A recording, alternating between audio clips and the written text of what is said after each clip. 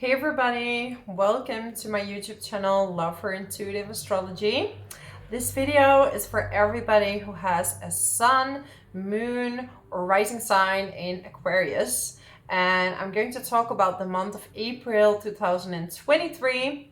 And I want you to keep in mind that this is a general reading. So if you would like to have a private reading with me, you find my email in the description box below.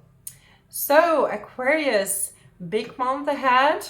Let's check out what you can expect. We are starting off with Aries season, and Aries for you is in your third house. And third house is about communication, it's about learning, it's about your neighbors, your siblings, and you're really healing this connection with your siblings right now, or you have the opportunity to do so.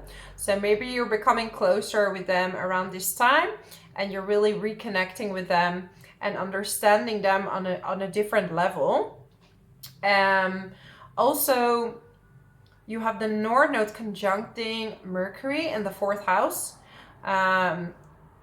So it could be that you're like suddenly moving, and we also have Venus conjuncting Uranus, so there's an unexpected move maybe, or suddenly you unexpectedly selling the house. So this is really good news. Just keep in mind, Mercury retrograde is starting around the 20th of April.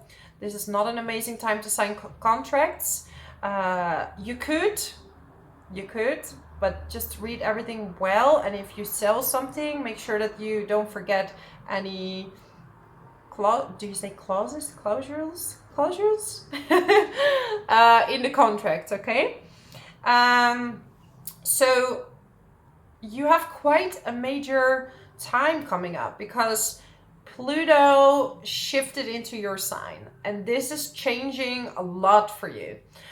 You're gonna go through massive transformations, and it's like everything that is not your purpose, anything that is not serving you anymore, you will be cut from it. And for some of you, this is a job, because South Node is in your 10th house, and for some of you even in on the midheaven, and it will cut away a job and it will bring you to another job. So some will work more from home. Anything that's not serving you anymore, that will be taken away. Okay, and I don't want you to fear that, because know that sometimes things are just no longer meant to be, right? It's like you leave one thing and something new is coming.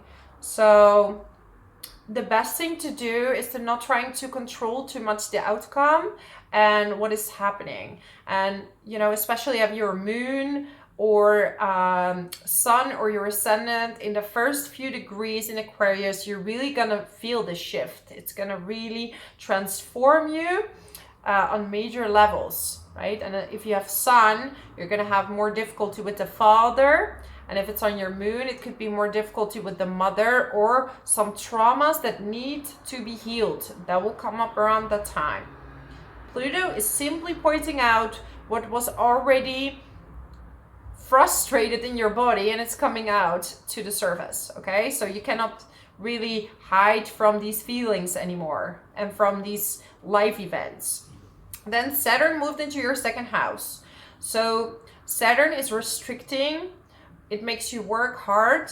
So at this point, you're really being taught the value of money. So you're gonna have to work a little bit harder to earn more money, okay?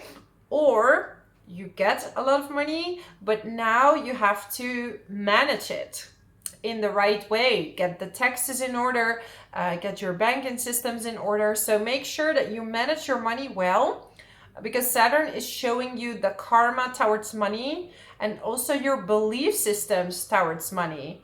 Is that positive or is that negative? Some people feel that money is evil, but it's only evil if you make it evil. It can be very positive. So it's okay to have money, but sometimes you have to work harder for it than other times, right? There's a full moon in Libra on the 5th of April, and this will be in your 9th house.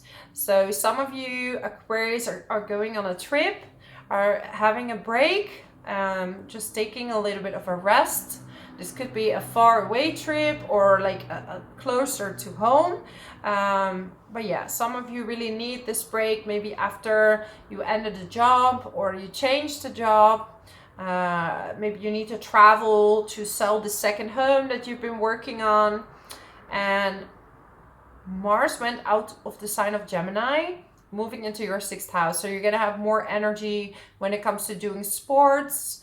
You're going to have more energy towards work, depending what, you know, if you're in this transition or not, right? Because it's a general reading. So some of you, I'm just indicating what are the possibilities with what is happening in the sky right now. And there's this major, very rare event happening on the 20th of April. And this is a hybrid solar eclipse. And this is only happening around 7 times each century. And when there's a solar eclipse, and this is happening every year, the moon is blocking the sunlight, right, to the earth. So it's coming in between the earth and the sun. But now we have this hybrid mix. So it's completely darkening the sun. And then at some point, you will see that there becomes a ring of fire because it's only the center is being covered. So you get this really cool, like Lord of the Rings kind of effect where you see this fire ring that is actually the sun. But it's coming out as this, really cool effect. So check out in the world where this will happen and if it's close to you and if you can see it, because I think it's going to be phenomenal. But also eclipses are kind of a shift into something new, and it will be in the last degree in Aries, so at 29 degrees. And this is closing down some kind of chapter when maybe you're closing down a study, or you're starting a new study, or there might be some news regarding that. It might be a sudden trip, sudden news from a sibling, right? There's something that will be a bit shaky, but it's going to ultimately help you in this transformation as it is squaring Pluto. On a global level, I do think there are going to happen some events that might be quite shocking. So there will be a little bit of a shake-up, you know. Aries is fire, so it could be a fire, could be rebellious or something with power involved, power struggles. You know, I'm not really into this whole fear-mongering. That's why I'm more focused on personal healing. Like I like to do one-on-one readings. And because I believe that once we are in our alignment, we can mean a lot to the collective. And your sign, Aquarius, is related to the collective, is related to humanity and how to improve the world and all these kind of things. So there could also be like some stuff with social media, some disruptions in the month of April. But yeah, I mean, we'll see which one of these things it's gonna be. I hope none of it. Okay, I'm gonna have this beautiful heart card. I'm gonna cover so it doesn't become an 18 plus reading, right? I'm gonna cover it. I mean, in general, I don't think I have people under a certain age watching, but beware of what you are projecting. For the qualities you admire in one another are qualities you both possess. Equally so, the qualities you don't like are also your own reflection. So see who is around you, who triggers you. See who's around you that maybe you envy. This is going to bring you a message about you, something you also have. Because very often when we're jealous of someone, it is because they have something we also have, but they activated it more than you, for example. So yeah, I think we have to keep it within ourselves. So there will be this transformation, right? And sometimes it's hard because if you're in a situation where you're in a lower point and your friend is maybe doing super well, that's always a little bit, you know, awkward. And I've been in both positions, and it's a difficult situation. It's like, okay, why not me? You know, why not me? And then when you have it, then other people think, why not me? And you feel awkward. So yeah, see how you can work with that. And you know, also see who's good for you to stay in your circle, because the right people will stay around this time. This is a kind of an angelic kind of card. When you pass from this world, you take nothing with you but your soul and the memories you have shared with those you love. So cherish these beautiful moments with the people around you that you love, that you cherish. And Venus will also be in your 5th house by the end of the month. So it's really nice for some romantic weekend away with a partner, for example.